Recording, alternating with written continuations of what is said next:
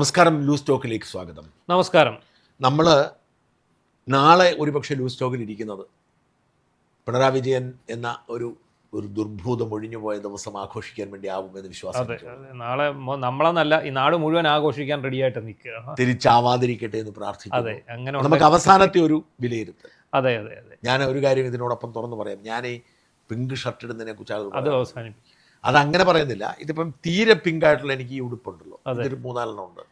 അത് ഞാൻ ഇന്ന് ലാസ്റ്റ് അത് മനപ്പുറം ഇട്ടുകൊണ്ട് വന്നതാണ്. ഈ തീരെ പിങ്ക് ആയിട്ടുള്ള, അത് പിങ്കിഷ് സ്വഭാവമുള്ളത് ഞാൻ ഇടുന്നു തുടങ്ങി.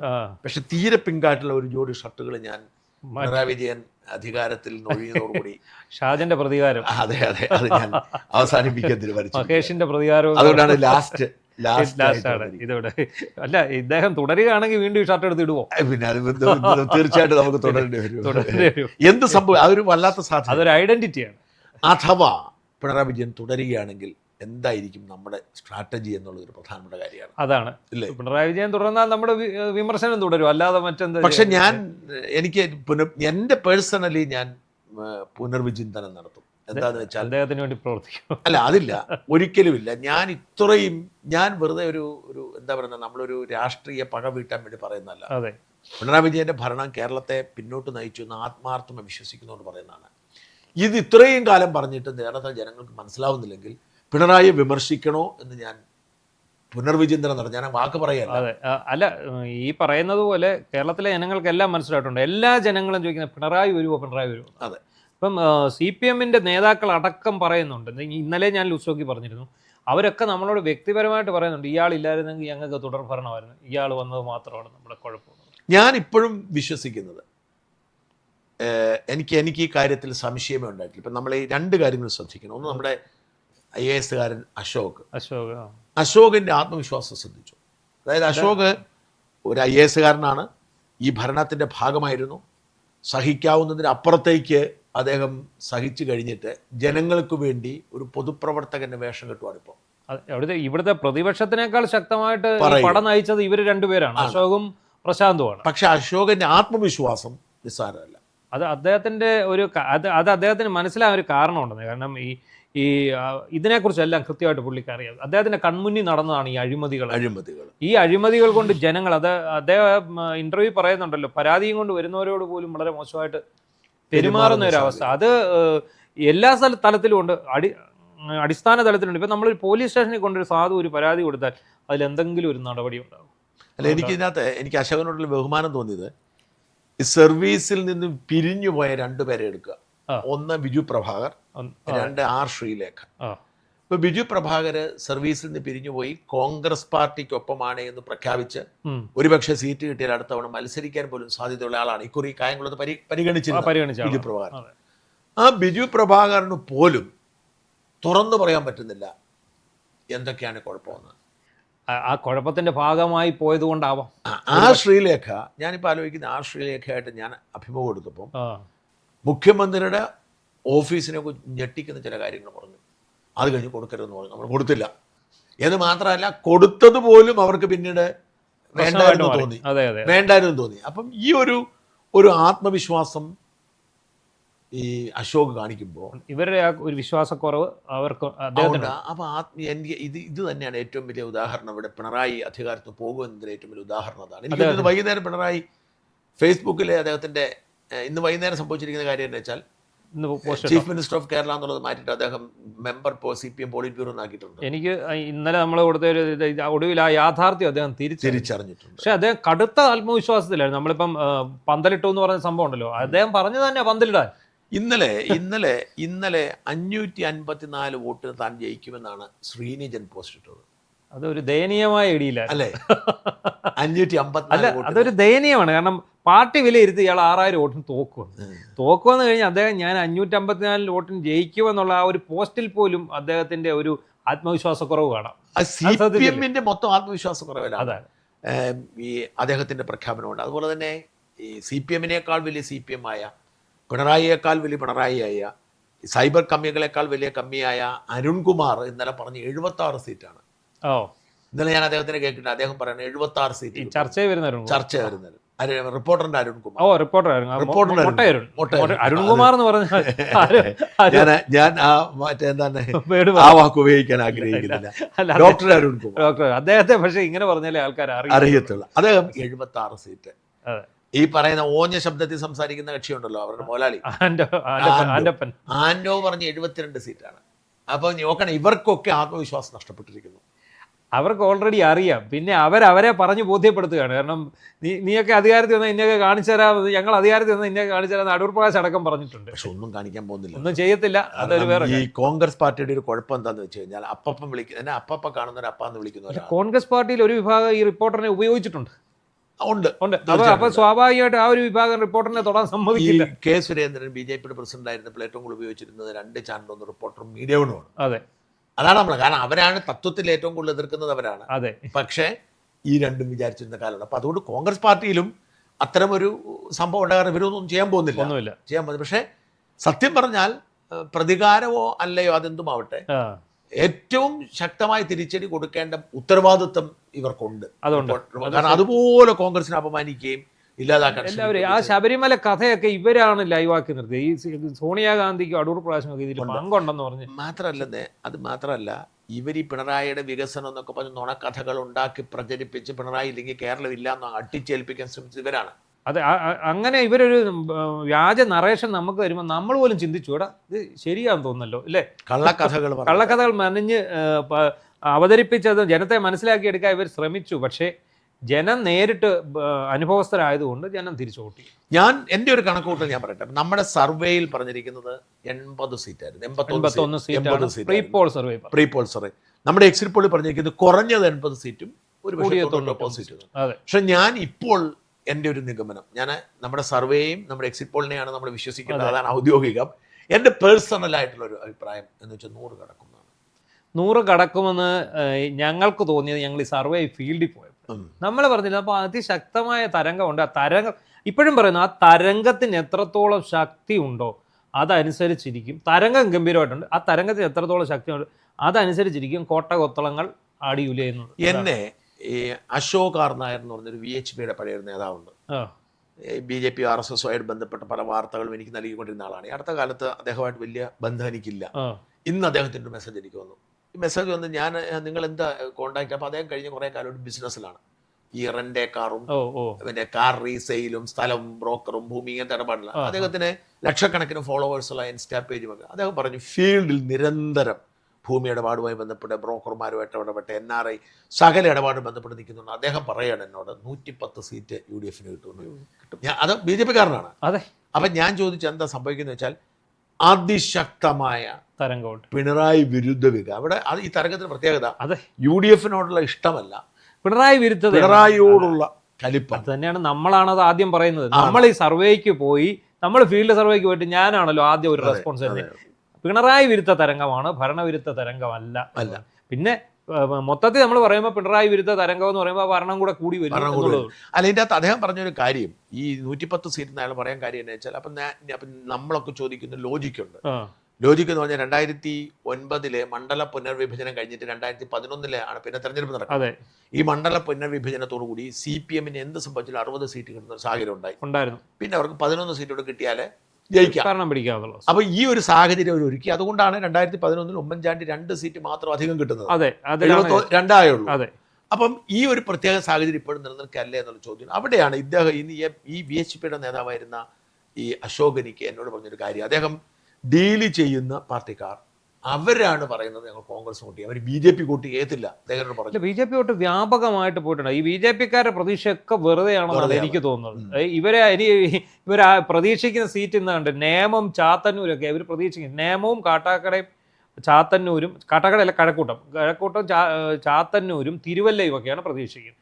തിരുവല്ലയൊക്കെ ശരിക്കും അനൂപ് ആന്റണിക്ക് അത്യാവശ്യം വോട്ടുണ്ടാകും. ചിലപ്പോൾ അയാൾ രണ്ടാമത് വന്നേക്കാം. BJP ഒക്കെ നമ്മൾ പറഞ്ഞു പോകേണ്ടതുണ്ട്. ഞാൻ കരുതുന്നത് BJPക്ക് ഏറ്റവും അനുകൂലമായ ഒരു അന്തരീക്ഷമായിരുന്നു ഇപ്പോൾ കടന്നുപോയത്. ഏറ്റവും അനുകൂലമായി കേരളത്തിന്റെ ഇതുവരെയുള്ള തെരഞ്ഞെടുപ്പ് ചരിത്രം എടുത്താൽ BJPക്ക് ഏറ്റവും അനുകൂലമായിരുന്ന കഴിഞ്ഞ ലോക്സഭാ തെരഞ്ഞെടുപ്പായിരുന്നു. കഴിഞ്ഞ ലോക്സഭാ തെരഞ്ഞെടുപ്പ് ഒരു സീറ്റ് നേടാനും പറ്റി. 2 സീറ്റിൽ അവരെ രണ്ടാമതെത്തി. അപ്പം ഈ സാഹചര്യത്തിൽ അത് ആറ്റിങ്ങലും രണ്ടാമതെത്തിയിൽ പോലും ആറ്റിങ്ങലും തിരുവനന്തപുരം വിജയത്തിനടുത്തെത്തി. ഇതേ സമാനമായ ഒരു രാഷ്ട്രീയ സാഹചര്യം കേരളത്തിൽ ഇപ്പോഴും ഉണ്ട്. പക്ഷേ ഒരു വ്യത്യാസം ഉണ്ടായിരിക്കുന്നതിന് അതിശക്തമായ ലോക്സഭാ തെരഞ്ഞെടുപ്പ് വരുമ്പോൾ മോദി എന്ന് പറഞ്ഞൊരു തരംഗമുണ്ട്. അതുണ്ട്, മോദിക്ക് വോട്ട് ചെയ്യണം എന്നൊരാഗ്രഹമുണ്ട്. അത് ജാതി മത വ്യത്യാസം ഒന്നും ഇല്ലാതെ BJP ഗുണം. പക്ഷേ ഈ നിയമസഭാ തെരഞ്ഞെടുപ്പും മോദി തരംഗം കേരളത്തിലില്ല. ഇവിടെ എങ്ങനെയാലും ഈ പിണറായി ഒന്ന് ഇറക്കി വിടാനുള്ള തിരക്ക്, കാരണഭൂതത്തെ മാറ്റണം, കാരണഭൂതനെ ഇറക്കി ദൂരെ കളയണം, ഇവിടുന്ന് ഇയാളെ രാഷ്ട്രീയ വനവാസത്തിന് വിടണമെന്നുള്ള ആഗ്രഹം അവിടെയാണ്. അതുകൊണ്ട് തന്നെ അതേസമയം നമുക്ക് തീരെ മോശമെന്ന് പറയാൻ പറ്റത്തില്ല.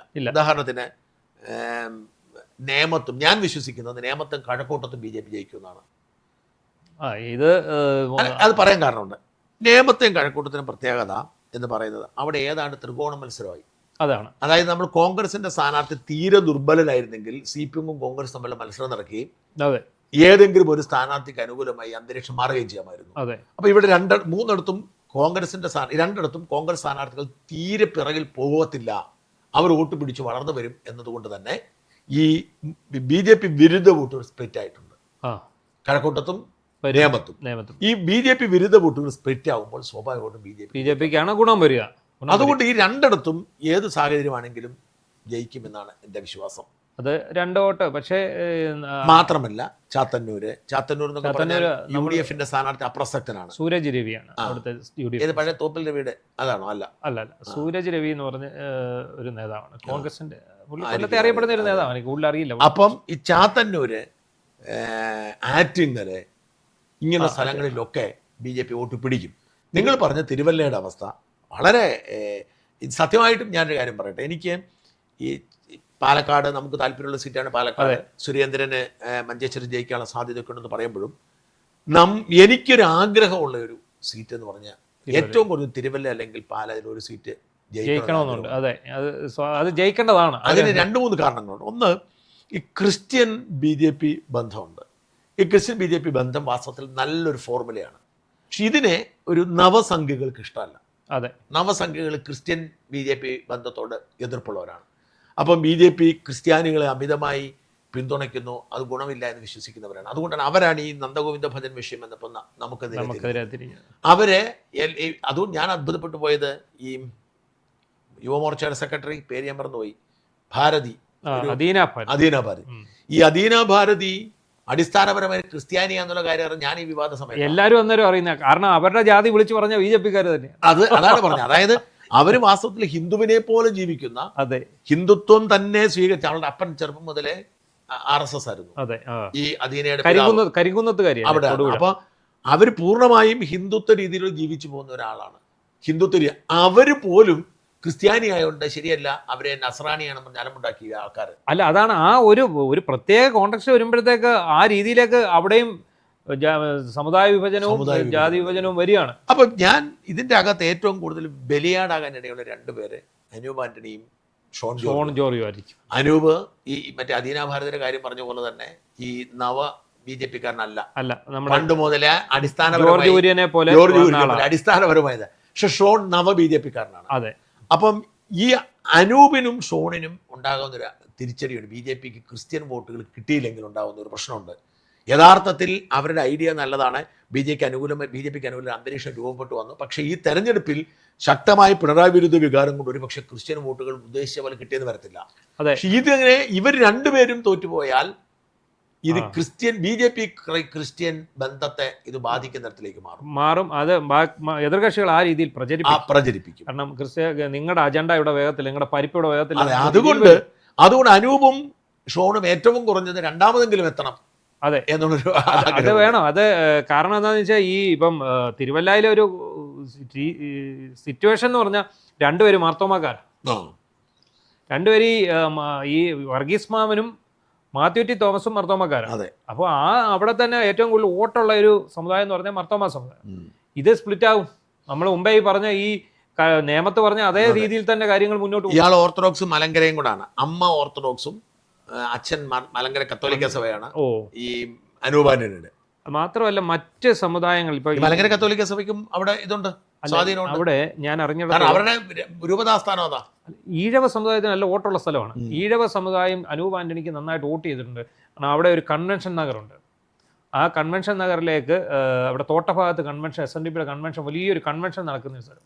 ആ കൺവെൻഷൻ നഗറിന് വേണ്ട കാര്യങ്ങളെല്ലാം ഇയാൾ ചെയ്തു കൊടുത്തിട്ടുണ്ട്. മാത്രമല്ല പിന്നീട് ഇത് അയാൾ ജയിച്ചു കഴിഞ്ഞാൽ അയാൾ അതിന് വേണ്ട എല്ലാ കാര്യങ്ങളും ചെയ്യാവുന്നത്. അതുകൊണ്ട് തന്നെ മാർക്സിസ്റ്റുകാരടക്കമുള്ള പിന്നെ ഈഴവ സമുദായത്തിൽപ്പെട്ടവർ ഇയാൾക്ക് ഇത് തന്നെ പാലായിലെ ഏതാണ്ട് 47-48% ഹിന്ദു വോട്ടർമാരാണ്.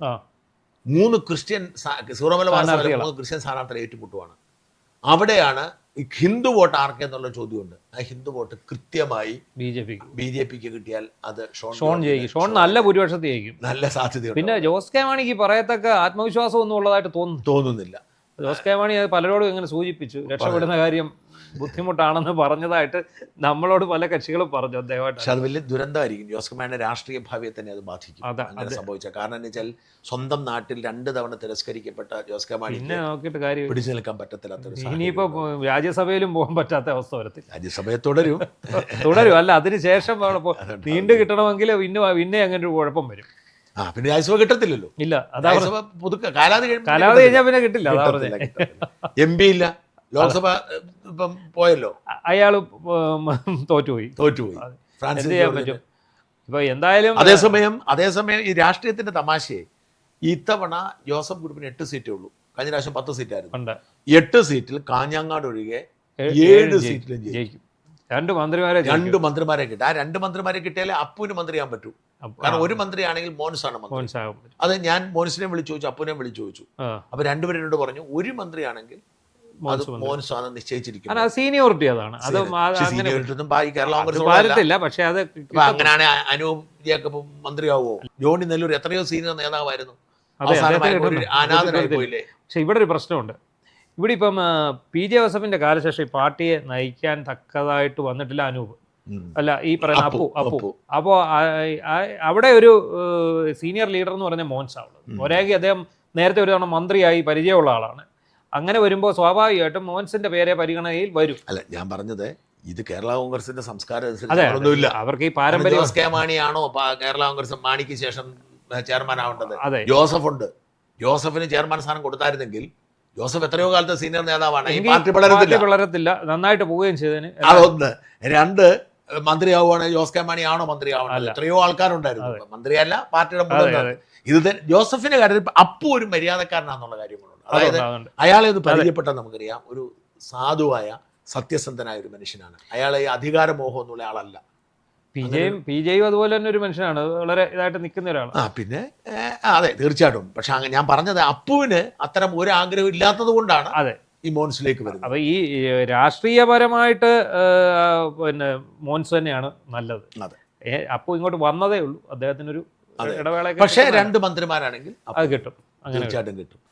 കാര്യം ഇവരൊക്കെ ഉണ്ട്. നമ്മുടെ ഇരിങ്ങാലക്കുട ഉണ്ണിയാടനൊക്കെ വല്ല പണ്ടത്തെ പോലെ ചീഫ് വിപ്പ് ഒക്കെ ആയിട്ട് തന്നെ ഇരിക്കേണ്ടി വരുമെന്ന് തോന്നുന്നു. അല്ല, അതും കിട്ടത്തില്ല. കാരണം 2 മന്ത്രിസ്ഥാനം കൊടുത്താൽ പിന്നെ മൂന്നാമത് കിട്ടും. ഒരു മന്ത്രിയാണെങ്കിൽ മാത്രമേ ഇത് കിട്ടത്തുള്ളൂ. അപ്പൊ അത് കഴിഞ്ഞിട്ട് അപ്പൊ ഞാൻ പറഞ്ഞു വരുന്നത്, ഞാൻ നാളത്തെ തെരഞ്ഞെടുപ്പിനെ കാണുന്നത് എങ്ങനെ 100 സീറ്റ് കിടക്കും എന്നുള്ളതാണ്. അപ്പൊ അതിന്റെ കാരണം ഇന്ന് ഞാൻ ഈ പറഞ്ഞ അശോകരോട് പറഞ്ഞ മാതിരി ഈ പിണറായിക്കെതിരായ വികാരം UDFനെ ഒരുമിപ്പിച്ചു ഒരു വശത്ത്. അതുണ്ടായി. ഇത്തവണ വിമതന്മാരില്ല.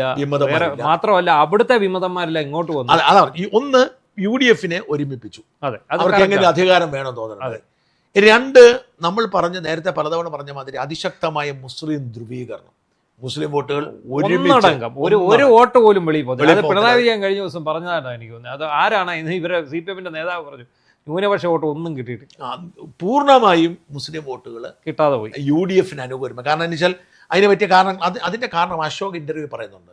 ഞാൻ അശോകിനോട് ഞാൻ ഈ കാര്യം ചോദിച്ചപ്പോൾ അദ്ദേഹം എന്നോട് പറഞ്ഞൊരു കാര്യം എന്താണെന്ന് വെച്ചാൽ, ഈ 2024 ലോക്സഭാ തെരഞ്ഞെടുപ്പിൽ CPMനുണ്ടായ തിരിച്ചടി അവരെ ഭയപ്പെടുത്തി. 2019 അവർ പ്രതീക്ഷിച്ചിരുന്നു. കാരണം എന്താ വെച്ചാൽ ഈ ശബരിമല വിഷയം അടക്കം ഒരുപാട് വിഷയങ്ങളുണ്ട്. അവർ മറ്റേ പൗരത്വ ഭേദഗതി അടക്കം ഒരുപാട് വിഷയമുണ്ട്. പക്ഷെ 2024 അവർ ഒരിക്കലും പ്രതീക്ഷിച്ചിട്ടില്ല ഇത്തരൊരു തിരിച്ചടി. അപ്പൊ അവർക്ക് ഒരു കാര്യം ബോധ്യമായി, ന്യൂനപക്ഷം കിട്ടാതെ പോയി. അപ്പൊ ന്യൂനപക്ഷ വോട്ട് പോകുമ്പോൾ ഹിന്ദു വോട്ട് തിരിച്ചു കൊണ്ടുവരാൻ വേണ്ടിയിട്ടുള്ള ഒരു പൊളിറ്റിക്കൽ ഒരു ഷിഫ്റ്റ് ആയിരുന്നു, ഒരു ട്വിസ്റ്റ് ആയിരുന്നു അയ്യപ്പ സംഗമം. മാത്രമല്ല വെള്ളാപ്പള്ളി രംഗത്തിറക്കി നിഴൽ യുദ്ധം. മലപ്പുറത്തെ പരസ്യം അത് പിണറായി വിജയനെ വിശ്വാസിയാക്കുന്നു. അദ്ദേഹം വിശ്വാസിയാണെന്ന് പ്രഖ്യാപിക്കുന്നു പിണറായി വിജയനെ മുന്നിലിരുത്തിക്കൊണ്ട്. അതിനുശേഷം മലപ്പുറത്തിനെതിരെ ക്യാമ്പയിൻ നടത്തുന്നു. മുസ്ലിമായിട്ടുള്ള ചാനലുകാരനെ തല്ലാൻ പോകുന്നു. AK ബാലനെ രംഗത്തിറക്കുന്നു. എന്നിട്ട് ഇവരെല്ലാം എന്ത് ചെയ്യുന്നു? വെള്ളാപ്പള്ളി പറയുന്ന വർഗീയത മുഴുവൻ ഇവർ പിന്താങ്ങും. CPM പിന്താങ്ങാണ്. അവർ വർഗീയത പറയുന്നില്ല, പക്ഷെ വെള്ളാപ്പള്ളി പറഞ്ഞത് ശരിയാണെന്ന് മാത്രം. അവിടെയാണ് B. അശോകൻ പറഞ്ഞത് സാക്ഷാൽ അയ്യപ്പൻ നേരിട്ട് പ്രത്യക്ഷപ്പെടുകയാണ്. അശോകൻ പറയാണ്, അതായത് ഇതോടുകൂടി ഈ അയ്യപ്പൻ ഒരു കാര്യം മനസ്സിലായി, ഈ തോന്നിയാസം മുഴുവൻ കാണിച്ചിട്ട് എന്റെ പേരിൽ വോട്ട് പിടിക്കുന്നു. അവിടെയാണ് ഒരു ഹൈക്കോടതി സ്പെഷ്യൽ കമ്മീഷണറുടെ രൂപത്തിൽ വരുന്നത്. അയ്യപ്പൻ വന്ന് ഈ ഹൈക്കോടതിക്ക് റിപ്പോർട്ട് കൊടുപ്പിച്ച് ഹൈക്കോടതിയെ കൂടി ചുമതല ഏൽപ്പിച്ച് ഈ കള്ളന്മാരുടെ മുഖം മൂടി അഴിക്കാനായിട്ട് അയ്യപ്പൻ നേരിട്ട് ഇടപെട്ട ഒരു സംഭവം. ഇതോടുകൂടി എന്ത് ചെയ്തു? ന്യൂനപക്ഷ വോട്ട് പൂർണ്ണമായും പോയി, പ്രത്യേകിച്ച് മുസ്ലിം വോട്ട് പൂർണ്ണമായും പോയി. 2 വിശ്വാസികളായ ഹിന്ദുക്കൾക്ക് ഞങ്ങൾ വേണമെങ്കിൽ SDPIക്ക് വോട്ട് ചെയ്യാം, പക്ഷെ ഇവന്മാർക്ക് വോട്ട് ചെയ്യത്തില്ല. ആ ലെവലിലേക്ക് മാറി. രണ്ടും കൂടെ പോയി. കുരുട്ട ബുദ്ധി അങ്ങ് പൊളിഞ്ഞു പോയി. അപ്പൊ ഇതൊരു വശത്ത് ശക്തമായി വരുന്നു. ഇതിന് കൂടാണ് CPMകാർക്കിടയിൽ ഉണ്ടാവുന്ന ഒരു വികാരം. 2 വികാരം അവർക്കുണ്ടായി. ഒന്ന്, പിണറായി വിജയൻ ഒരിക്കൽ കൂടി ജയിച്ചാൽ പാർട്ടി ഇല്ല. അതെ, പിണറായിയുടെ മരുമകനായിരിക്കും അടുത്ത അവകാശി, പിണറായിയുടെ കുടുംബക്കാരായിരിക്കും ചുമതലക്കാരെ, പിണറായിയുടെ ഈ മൂടുതാങ്ങികളായിരിക്കും മുമ്പോട്ട്. കാരണം ഈ 2ാം മന്ത്രിസഭയിലെ മന്ത്രിമാർ മുഴുവൻ മൂടുതാങ്ങികളായിരുന്നു. ഇത് ഫാമിലി ഓറിയന്റഡ് ആകുന്നു. അത് ഏറ്റവും പ്രധാനപ്പെട്ട പ്രശ്നം. ഇപ്പോഴും നിലവിൽ പാർട്ടിയില്ല. ആര് പ്രതിപക്ഷ നേതാവാകുമെന്നതിനെ കുറിച്ച് തർക്കമല്ല, ആളില്ല. ആര് ജയിച്ചിട്ട് അതിലേക്ക് വരാം. അപ്പോൾ ഈ പാർട്ടിക്കുള്ളിലെ ഭയാനകമായ ഒരു അന്തരീക്ഷമുണ്ട്. ഈ അന്തരീക്ഷത്തിൽ എന്നോട് ഇന്ന് പലരും ഫീൽഡിൽ എന്ന് പറഞ്ഞ പലരും ഈ ദിവസങ്ങളിൽ പറഞ്ഞ കാര്യം വെച്ചാൽ ഏറ്റവും അച്ചടക്കത്തോടു കൂടി നിശബ്ദമായി കോൺഗ്രസ് പാർട്ടിക്ക് വോട്ട് ചെയ്യുന്നത് ഇത്തവണ CPMകാരായിരിക്കും. അതെ, പാർട്ടി ഗ്രാമങ്ങളിൽ പോലും ഒരുപക്ഷെ കുറി CPMന് പിണറായിയുടെ വോട്ട് പോലും ഒരു 10,000 താഴേക്ക് ഭൂരിപക്ഷം കുറയാം. ഈ ഒരു കൊടുങ്കാറ്റ് ഒരു പക്ഷേ തളിപ്പറമ്പിലും കൂത്തുപറമ്പിലും പോലും ഉണ്ടാവാം. ഇടത് സ്ഥാനാർത്ഥികളെ ഇല്ലാതാക്കുന്ന സാഹചര്യം. ശരിയാണ്, തോൽപ്പിക്കാമെന്നുള്ളതാണ്. അങ്ങനെയാണെങ്കിൽ ബേപ്പൂരിൽ അൻവർ വരെ ജയിക്കാം. അങ്ങനെയാണെങ്കിൽ പേരാമ്പ്രയിൽ ഉറപ്പായിട്ടും TP രാമകൃഷ്ണൻ തോക്കും. അത്തരമൊരു സാഹചര്യം ഉണ്ടായാൽ CPMന്റെ നമ്മൾ കരുതുന്ന നമ്മുടെ എക്സിറ്റ് പോളിൽ കണ്ട 99 നമ്മുടെ സർവേയിൽ കണ്ട 81 ആയിരിക്കത്തില്ല, 100 110 ആയിട്ട് മാറാൻ സാധ്യതയുണ്ട്. അതായത് എല്ലാവരും, അതായത് 60% വോട്ട് ഇവർക്ക് കിട്ടുന്ന ഒരു സാഹചര്യം രൂപപ്പെടും. 50% വോട്ട് കിട്ടുകയും 50% വോട്ട് കിട്ടുമ്പോഴേ തീർന്നല്ലോ, അപ്പോഴേ ഈ സീറ്റ് പകുതിയായി. അത്ര ഒരു വല്ലാത്തൊരു അന്തരീക്ഷം രൂപപ്പെട്ടു വരുന്നു എന്നാണ് മനസ്സിലാക്കാൻ കഴിയുന്നത്. അപ്പം അതുകൊണ്ടാണ് പറയുന്നത്, ഇപ്പൊ ഏറ്റവും ഒടുവിലത്തെ ട്രെൻഡ് എടുത്ത് പരിശോധിച്ചാൽ UDFന്റെ മൃഗീയമായ ഭൂരിപക്ഷം. ഇതെന്താവും? നിങ്ങൾ പറഞ്ഞ മാതിരി ആദ്യത്തെ 16 വർഷം പ്രതിപക്ഷ നേതാവ്, പ്രതിപക്ഷ നേതൃത്വത്തിൽ ആരാണ് ഉണ്ടാകാൻ ഇടയുള്ളത്? ഒരാളും ഇല്ല. ഇപ്പം എന്തായാലും പിണറായി വിജയൻ നിയമസഭയിൽ കയറത്തില്ല. അത് സ്വാഭാവികമാണ്. അയാൾ ജയിച്ചാൽ അയാൾ ആ സത്യപ്രതിജ്ഞ ചെയ്തിട്ട് നേരെ എവിടെയെങ്കിലും പോയി വിശ്രമ ജീവിതം നയിക്കത്തുള്ളൂ. നേരെ അദ്ദേഹം അമേരിക്കയ്ക്ക് ചികിത്സയ്ക്ക് പോകും. നമ്മുടെ VS കിടന്ന എങ്ങനെയല്ലായിരുന്നു? VSനെ 2016 ഭരണപരിഷ്കാര കമ്മീഷൻ ചെയർമാൻ എന്ന് പറഞ്ഞ VS പിന്നെ നിയമസഭയിൽ പോകുന്ന പരിപാടി താല്പര്യം ഉണ്ടായിരുന്നു ഈ എങ്ങനെ ഇരിക്കാൻ. പക്ഷെ പിണറായി വിജയൻ സത്യപ്രതിജ്ഞ ചെയ്ത് കഴിഞ്ഞാൽ അപ്പം തന്നെ സ്ഥലം വിടും. പിന്നെ ഈ പറയുന്ന ചികിത്സാർത്ഥം അയാൾ അമേരിക്കയിൽ, ബാലഗോപാൽ, രാജഗോപാൽ, TP രാമകൃഷ്ണൻ ഒക്കെ ശിവൻകുട്ടി, വാസവൻ തോക്കും.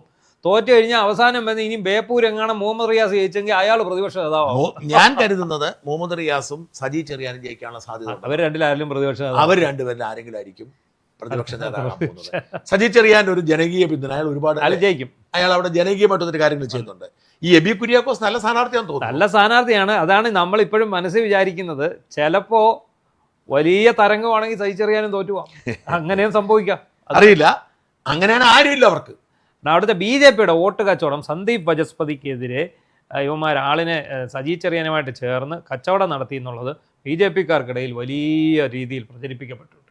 അവർ കോൺഗ്രസിന് വോട്ട് ചെയ്താൽ സജി ചെറിയാൻ തോക്കും. അതെന്തായാലും വാസ്തവത്തിൽ BJPയുടെ ഇത്തവണത്തെ സ്ഥാനാർത്ഥി നിർണയത്തിൽ എന്നെ ഞെട്ടിച്ചത് ചെങ്ങന്നൂർ. കാരണം ഈ വാചസ്പതി എന്ന് പറയുന്ന നേതാവ്, അയാൾ അവിടെ BJPയുടെ പ്രസിഡന്റ് ആയതിനു ശേഷമാണ് അവിടെ ഒരുപാട് പഞ്ചായത്ത് പിടിച്ചു. അത് നന്നായിട്ട് വർക്ക് ചെയ്തു. ശരിക്കും അയാൾക്ക് അവിടെ ഒരു സീറ്റിന് അർഹത ഉണ്ടായിരുന്നു. അത് വെട്ടിയതാണ്. ജയിക്കാനുള്ള സാധ്യത പോലുള്ള തരത്തിലേക്കുള്ള ഒരു സാധ്യത ഉണ്ടായിരുന്നു. അയാളെ വെട്ടിക്കൊണ്ട് ഹരിപ്പാട് വെച്ചെന്ന് പറഞ്ഞു കഴിഞ്ഞാൽ കഴിഞ്ഞ തവണ സുരേന്ദ്രൻ വെട്ടി, ഇത്തവണ രാജീവ് ചന്ദ്രശേഖരൻ. അതെന്നെ അത്ഭുതപ്പെടുത്തി. രാജീവ് ചന്ദ്രശേഖരൻ ആരോടും അങ്ങനെ ചെയ്തില്ല. ശോഭാ സുരേന്ദ്രനോട് പറഞ്ഞത് എന്താണെന്നറിയാം? എനിക്കറിയാം.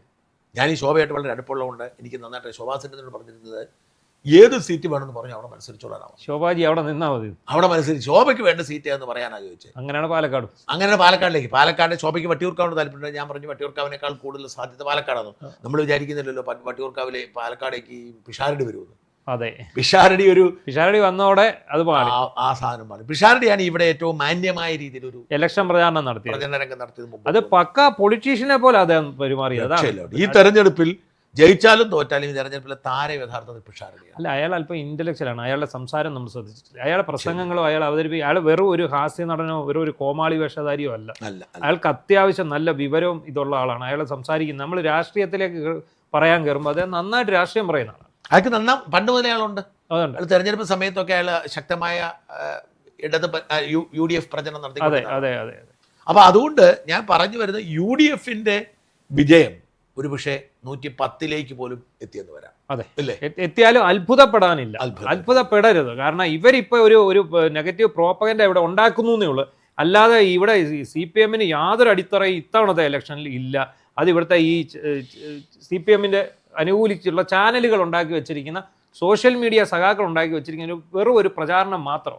അപ്പൊ ഇതിന്റെ അകത്ത് ഇവർ പറഞ്ഞ മാതിരി ഇവർ വരുന്നതോടുകൂടി ഇവർ തമ്മിലുള്ള ഗ്രൂപ്പും തർക്കവും വഴക്കും ബഹളൊക്കെ ഉണ്ടാവും. നാളെ തന്നെ ഇപ്പോഴേ അടി തുടങ്ങിയല്ലോ. ആരൊക്കെയാണ് മുഖ്യമന്ത്രിയുടെ കാര്യത്തിലുള്ള തർക്കമുണ്ട്. 3 പേരും ശക്തമായ രംഗത്തുണ്ട്. എന്താ കാരണത്താൽ ശശി തരൂർ രംഗത്തില്ല. അദ്ദേഹത്തിന് വേണ്ട. ശശി തരൂർ രംഗത്തില്ല. KC വേണുഗോപാലിനാണ് ഏറ്റവും കൂടുതൽ MLA-മാരുടെ പിന്തുണയുള്ളത്. ജനങ്ങളുടെ പിന്തുണ ഏറ്റവും കൂടുതലുള്ളത് KC ആണ്. കാശിറക്കി കൊടുത്തത് KC വേണുഗോപാലാണ്. ഏറ്റവും കൂടുതൽ MLA-മാരുടെ പിന്തുണ. അതെ, കാരണം എല്ലാവർക്കും മത്സരിക്കാനുള്ള ഫണ്ട് കൊടുത്ത പുള്ളിയാണ്. സീറ്റൊക്കെ കൊടുത്ത പുള്ളി. ഏറ്റവും കൂടുതൽ ജനപിന്തുണയുള്ളത് VD സതീശൻ. പക്ഷേ ഞാൻ കരുതുന്നത് രമേശ് ചെന്നിത്തല മുഖ്യമന്ത്രിയാവുന്നത് അദ്ദേഹം ആകാനാണ് സാധ്യത. കാരണം അദ്ദേഹത്തിനാണ് രാഷ്ട്രീയ പരിചയം കൂടുതലുള്ളത്. അതെ, അദ്ദേഹത്തെ പോലെ ഒരാൾക്കാണ് ഒരുപക്ഷെ സതീശിനെക്കാട്ടിലും നയതന്ത്രപരമായി ഏറ്റവും സംസ്ഥാനത്തെ ഏറ്റവും മുതിർന്ന നേതാവ് ഇപ്പൊ രമേശ് ചെന്നിത്തലയും തിരുവഞ്ചൂർ രാധാകൃഷ്ണനും. അതെ, രമേശ് ചെന്നിത്തലയ്ക്ക് തന്നെയാണ്. പക്ഷെ KC വേണുഗോപാലിന് കുഴപ്പം നമുക്ക് മാറ്റി നിർത്തേണ്ട ഒന്നുമല്ല. KC വേണുഗോപാലിനും മുഖ്യമന്ത്രി കസേരയ്ക്ക് യോഗ്യത. അപ്പം VD സതീശൻ അല്ലേ എന്ന് ചോദിക്കുമ്പോൾ VD സതീശൻ പ്രതിപക്ഷ നേതാവ് എന്ന നിലയിൽ 5 തവണ അവസരം കിട്ടിയത് കൊണ്ട് അദ്ദേഹം ആ പണി നന്നായി ചെയ്തു. ഇതിനേക്കാൾ നന്നായി രമേശ് ചെന്നിത്തല പ്രതിപക്ഷ നേതാവ് നിലയിൽ പണി ചെയ്തതാണ്. പക്ഷെ അന്നേരം ഇപ്പൊ കോവിഡിന്റെ പശ്ചാത്തലം അപ്പോഴത്തെ രാഷ്ട്രീയ സാഹചര്യം വേറെയായിരുന്നു. അപ്രതീക്ഷിത തോൽവി ഏറ്റുവാങ്ങിയോണ്ടാണല്ലോ സതീശൻ മാറിയത്.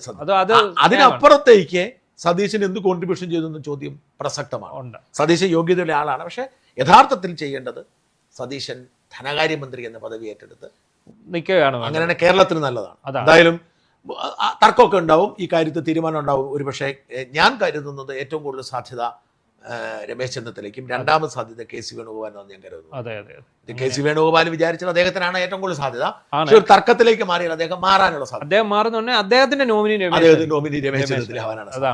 എങ്ങനെയാണ് കരുതുന്നത്? എന്തായാലും അവിടെ നിൽക്കട്ടെ. ഇവരുടെ ഈ ഇതൂടെ പറഞ്ഞ് നമുക്ക് അവസാനിപ്പിക്കേണ്ടി വരും.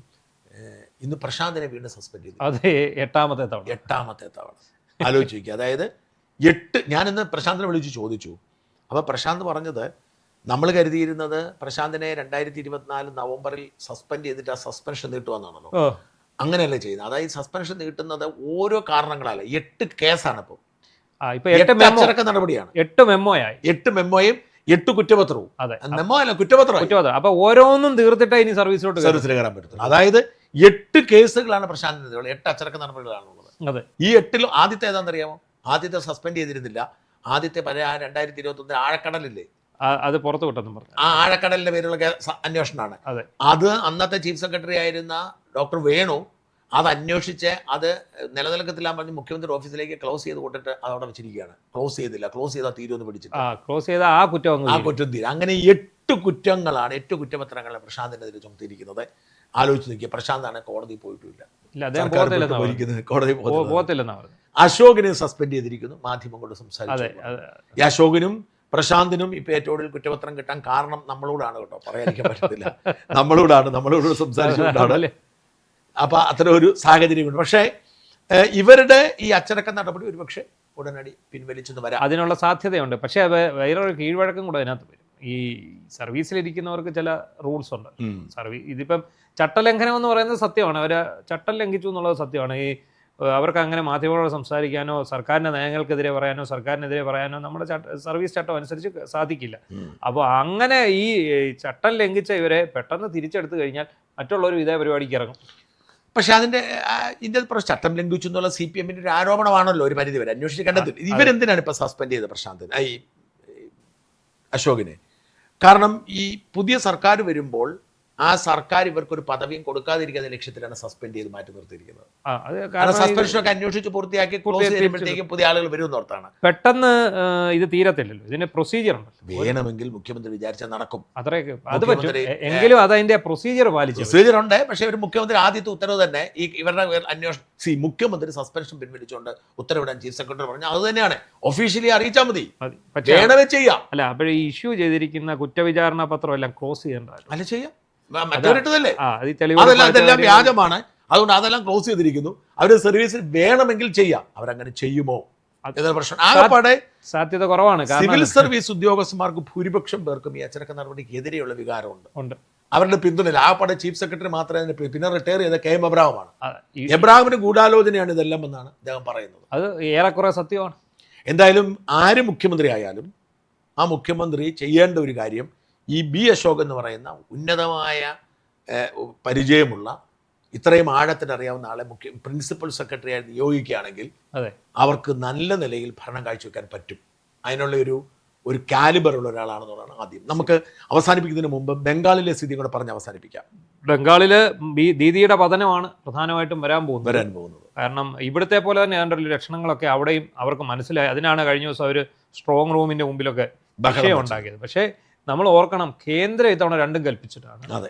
എന്താ പിന്നെ കൂടുതൽ ഉദ്യോഗസ്ഥരെ, കേന്ദ്ര സർക്കാർ ഉദ്യോഗസ്ഥരെയാണ് വോട്ടെണ്ണാൻ വിന്യസിച്ചിരിക്കുന്നത്. അവന്മാർ ഇവിടെ തരികടയോ ബൂത്ത് അല്ല വോട്ട് പെട്ടി എടുത്തുകൊണ്ട് ഓടുന്ന പരിപാടി ഒന്നും ഉണ്ടാകരുത് എന്ന് കരുതിയാണ് സുപ്രീം കോടതി അനുവദിച്ചില്ല. 2.5 ലക്ഷം കേന്ദ്ര സൈന്യം ഓൾറെഡി ബംഗാളിലുണ്ട്. അതിൻ്റെ ഒപ്പം തന്നെ കേന്ദ്ര സർവീസിലുള്ള ഉദ്യോഗസ്ഥരാണ് ഈ വോട്ടെണ്ണലിന് നേതൃത്വം കൊടുക്കുന്നത്. അപ്പോൾ അങ്ങനെയുള്ള പ്രശ്നങ്ങളുണ്ട്. അപ്പോൾ അതുകൊണ്ട് ബംഗാളിൽ BJP ഭരണം വന്നേക്കുമെന്ന് തന്നെയാണ് വിശ്വസിക്കാൻ പറ്റും. BJP വന്നാൽ ഇനിയും ബംഗാൾ ശാന്തമാകും, ബംഗാളിന് നേട്ടം വലിയ തോതിൽ വളർച്ച ഉണ്ടാവും, വികസനം ഉണ്ടാവും.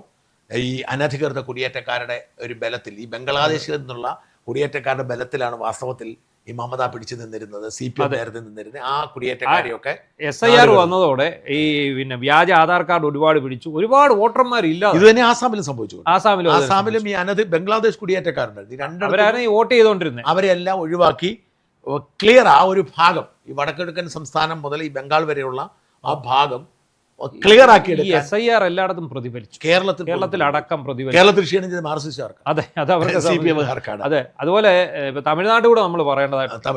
തമിഴ്നാട് ഇപ്പം വിജയ് ഭരണത്തിൽ വരുമെന്നാണ് ആക്സിസ് മൈ ഇന്ത്യ സർവേ പ്രവചിച്ചത്. സാധ്യതയുണ്ടെന്ന് ഞാൻ വിശ്വസിക്കുന്നു. സാധ്യതയുണ്ടെന്ന് പറഞ്ഞാൽ ആക്സിസ് മൈ ഇന്ത്യ സർവേ കഴിഞ്ഞ തവണ നമ്മുടെ നാട്ടില് ഇവർക്ക് 102 സീറ്റ്. ആർക്കെ? CPM-ന് 102, LDF-ന് 102 തൊട്ട് 106 സീറ്റ് വരെ പ്രഖ്യാപിച്ച സർവേയാണ് കേരളത്തിൽ ആക്സിസ് മൈ ഇന്ത്യ. അപ്പൊ അന്ന് എല്ലാവരും പറഞ്ഞു ഇവർക്ക് വട്ടാണ്. അതേ അവന്മാരാണ് ഇപ്പൊ പറഞ്ഞിരിക്കുന്നത് അവിടെ ഈ വിജയ്ക്ക് കേവല ഭൂരിപക്ഷത്തിന് അടുത്ത് സീറ്റ് കിട്ടും. അല്ല, സാധ്യതയുണ്ട്. കാരണം എന്താ വെച്ചാൽ തമിഴ്നാട്ടിലെ ജനങ്ങൾക്ക് സിനിമാ താരങ്ങൾ എന്ന് പറഞ്ഞ ദൈവങ്ങളാണ്. അതെ, അതുകൊണ്ട് തന്നെ TVKക്ക് നല്ല മുന്നേറ്റം ഉണ്ടാവും. അങ്ങനെ വരുവാണെങ്കിൽ സ്റ്റാലിന്റെ ആ ഒരു മോഹം കൂടി ഇല്ലാതാവും. മകനെ പുള്ളി മുഖ്യമന്ത്രി സ്ഥാനത്തേക്ക് ഉയർത്തി കാട്ടുമെന്നൊക്കെയാണ് പറഞ്ഞിരിക്കുക. അദ്ദേഹത്തിന് വയ്യെന്നൊക്കെ പറയുന്നു. എന്തായാലും നാളെ ലൂസ് സ്റ്റോക്കിൽ വേണം. ലൂസ് സ്റ്റോക്കിൽ ഞാൻ ഉണ്ടോ ഇല്ലയോ എന്ന് തീരുമാനിക്കുന്ന ഫലം അനുസരിച്ച്. അതെ, ഇനി ഇല്ലെങ്കിൽ എനിക്ക് നമ്മൾ നാളത്തെ ഇതുകൂടെ ഒന്ന് പറഞ്ഞേക്കാം. നമ്മൾ നാളെ വിശദമായി തന്നെ നമ്മൾ രാവിലെ 8 മണി കവറേജ് ലൈവായിട്ട് കവർ ഉണ്ടാവും. ഞങ്ങൾ 4 പേരുണ്ടാവും. വിശാഖനുണ്ടാവും, ഞാനുണ്ടാവും, രാജ്മോഹനുണ്ടാവും, രമേശ് ഉണ്ടാവും. ഞങ്ങൾ 4 പേര് മാറി മാറി ഉണ്ടാവും. വിശദമായ അനാലിസിസുകൾ ഉണ്ടാവും. അങ്ങനെ ഫുൾ ടൈം നാളെ രാവിലെ 8 മണി മുതൽ രാത്രി ഒരു 8-10 മണി വരെ തുടർച്ചയായി ഞങ്ങൾ ഈ തെരഞ്ഞെടുപ്പിന്റെ ട്രെൻഡുകളും അതിന് സാധ്യതകളും എല്ലാ കാര്യങ്ങളും വിലയിരുത്തിക്കൊണ്ട് വിശദമായി തന്നെ ആളുകൾക്ക് വേണ്ട രീതിയിൽ ഞങ്ങൾ അവതരിപ്പിക്കുന്നതായിരിക്കും. മറുനാടൻ മലയാളിയിലും മറുനാടൻ ഡെയിലിയിലും എല്ലാ ചാനലിലുമായി നമ്മൾ സജീവമായ രംഗത്തുണ്ടാവും. അപ്പോൾ പ്രിയപ്പെട്ട പ്രേക്ഷകരെ, നാളെ നിർണായകമായ ദിനത്തിൽ രാവിലെ 8 മണി മുതൽ നമുക്ക് വിശദമായി എന്താണ് സംഭവിക്കുന്നത് അറിയാൻ വേണ്ടി കാത്തിരിക്കാം. നന്ദി.